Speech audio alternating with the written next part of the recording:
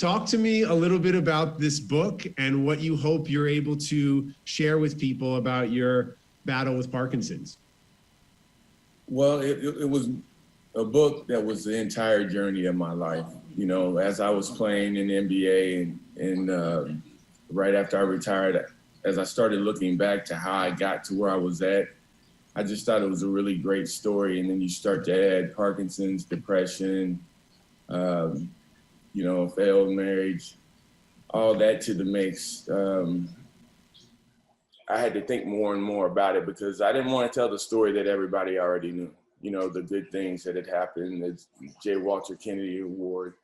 I wanted to tell the entire story so that not only myself, but other people, whether you have Parkinson's or not, you know, you're going to go through ups and downs. It's just how you bounce back from them, and being able to be here with, you know, the Parkinson's community and doing what we're doing for one another has been just a big part of my life. Second half of my life, I should say. That's great, man. That's great. And I would imagine as you're sitting at home watching today's NBA, it's got to be a trip to watch the sons of some of the guys you played against now out there competing. What's it like for you to see Sabonis or Tim Hardaway Jr. or some of these guys where you played with and against their dads? Well, you know, I saw Sabonis a few times, but it was just mainly passing each other by. But, you know, Tim Jr., you know, when I was in Miami, that was a everyday thing. You know, the kids, when we go to the game, the kids would all go to the practice court and be playing, you know, pickup games. And so I'd stick my head in there, and he's playing against my sons, and they were all little too. I mean, he was older than my sons, but they were all just kids. And so it's really a good feeling when you look out there and say, I knew that boy when he was a kid. You know, I knew he was going to be good, but why I didn't know it was going to be like that. And, you know, I'm just happy to see that.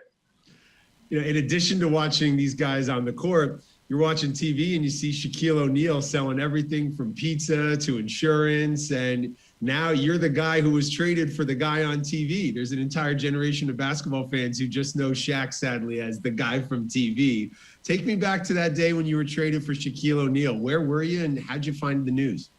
Well, I was here in Georgetown, Ohio at my mom's house, mom and dad, and it came across the news that Shaq wanted to leave, and the two teams that he was looking at were Miami and Dallas. I remember I saw that. I went outside and told my wife, we might as well go start packing because we're getting traded to LA.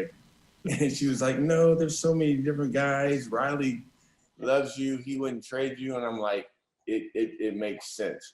There's one thing to love and respect somebody, but then there's the business end of it. And by that point, I understood it. And I knew that, you know, if you had to pick between Dallas and Miami, I'm probably going to take Miami. So I was thinking what I would do and thinking that that's what he would do, and he ended up doing it. But, you know, I wasn't upset. It made sense. Like with the team that we had at that time, me, Lamar, Karan, Dwayne, Eddie, we were maybe 3 or 4 years away from maybe the Eastern Conference Finals and making it to the finals. But when you bring a Shaquille O'Neal in, that was instant. They could have won it the first year he was there, you know, but Detroit bumped them. I think it was Detroit. And then the next year they end up winning. So it made perfect sense. I loved Miami. I have nothing but respect for the front office. And a lot of those guys are still good friends. I'm still good friends with. But, you know, you got to play for a lot of different organizations over your great career, but you played for the Lakers, the purple and gold. A little bit different, I would imagine, that 1 year in Los Angeles compared to some of your other stops in the league. What makes being a Laker so special? Well, I can tell you what made it kind of hard to go there was, you know, I kept thinking about that game in 2000, you know, 7th game and losing that. I think anybody that played on the Blazers back then, if you bring it up, it's just like a little streak goes down because you know that it's so hard to win a championship. And we had our opportunity, if we could have just closed it out, to have an opportunity to play in the finals. And we couldn't do it, and they did it. And, you know, when I went there, they had a new coach. It was a rebuilding process. I knew we probably weren't going to be very good, but the one positive was getting to know Kobe. You know, it's like I played with guys who were all-stars, really great players, good players, but this was a great player. And I got a chance to see that firsthand in the way he approached the game. And it made total sense once you were around him why he was so good. Are there certain things that you've taken from that time you spent with Kobe that you're now able to apply to your life after basketball? Yeah, I mean, to have a focus and realize if there's something that you want, then it's not going, most of the times it's not going to be given to you. You got to go out there and make it happen or take it. And that's what he did every day. I mean, he was the first one at practice, last one to leave. I was very impressed by that. And then he impressed me with his strength. One day we're doing lap pull downs and I left 4 plates on and did it twice, maybe struggled on the second one. He comes along and says, that's pretty heavy. Can I try? Puts the pin at the bottom and does 5 of them and looks up at me and I said, good job, Kobe. Just walked off. Because I always thought I'm this strong individual, but he showed me how strong he was. He's a little bit stronger than I was. You've shown tremendous strength now in this next chapter in your life by sharing your story. What words of encouragement do you have for anybody out there who's battling Parkinson's or another challenge in their life about owning your story and sharing it with your loved ones and with the world and what that's done for you in this fight? Well, for me, I found that the short period of time that I was hiding it was hell for me. It was, I didn't have an explanation when people noticed the tremor in my left hand. And the depression was much easier to settle in. It was harder for me to push it off because I wanted to be out in the public, but I just didn't want people seeing things because I really didn't know it was Parkinson's at that point. And I take that back. I was diagnosed and knew it was Parkinson's, but I hadn't said anything publicly. Mm-hmm. And I remember one game that I went to where I was recognized with Jerome Kersey and Chris Dudley. And I just grabbed Jerome. I was damn near in tears, said, man, I got Parkinson's, man. I'm scared to go out there. And he goes, just come on, I got you. And we're throwing T-shirts. I look over at him, he goes, you can't even tell. That's the kind of guy Jerome was, rest in peace. But I would just tell anybody who's dealing with anything, don't go at it alone, and as an athlete, professional athlete, or other athletes out there, we tend to isolate and we tend to think that we can handle everything on our own. But I know absolutely now that I can't handle everything on my own. And the thing that matters to me are the relationships that I have with my children and close friends. There's so much that's unknown, Brian, still about Parkinson's, but what's one thing you want to share with people that is absolute? That if you are diagnosed with Parkinson's, first of all, realize that for the most part, you can still have a long life. It's going to be a challenge, but we get to live. It's not like ALS or diseases that are going to take you out.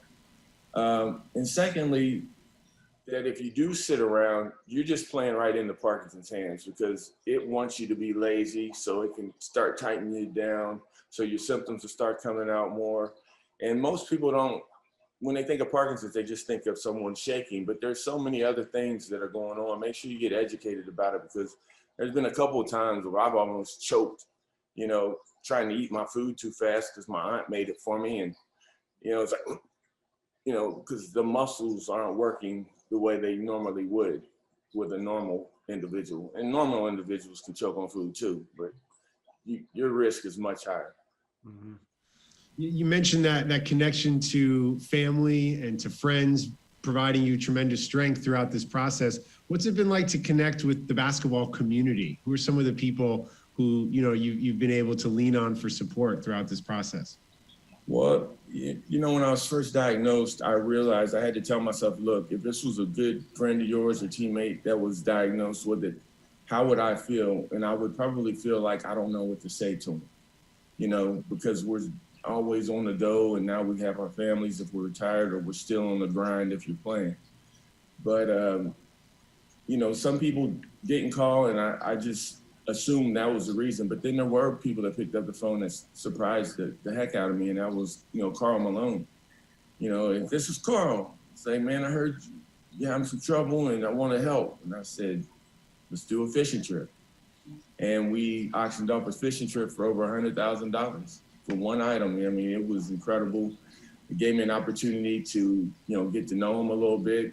Also gave me an opportunity to show me how loyal people from Portland are, because he was at the like bar recreational area at the place. I walk in, he's surrounded by 3 guys, and he goes, "There, will y'all tell him that we're friends now? Will you tell them we're friends now?" And they turn around and go, "Bill, Oregon City. Yes, Milwaukee. Jim, Milwaukee." I go, "No, we're good, man. We just made $100,000." He said, tapped him on the shoulder and walked off. It was crazy. But no, and other guys have reached out.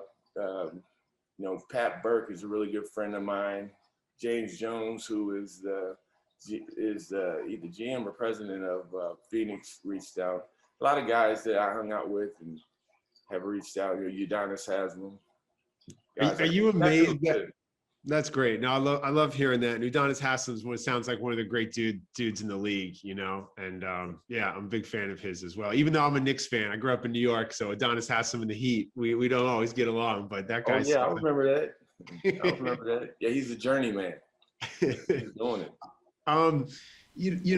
As you continue to travel around the world now in your everyday life after basketball, are you amazed at how many Laker fans still come up to you, remember certain moments, want to engage with you, and just the power of basketball to connect you to other people? It's something that stays with you for the rest of your life. I will say this about being a Laker. I played one season, and I think it was the worst season that the organization had had in years. And so I didn't think anybody took notice, but like when I was over in Europe after I retired with my first wife, people would go NBA, and I thought they would say Portland or Miami. That almost every time it was the Lakers. I mean, there are Lakers fans across this globe, and they are diehard, regardless whether you had a bad year or not. And so that was really shocking to me, because I didn't think anybody was watching.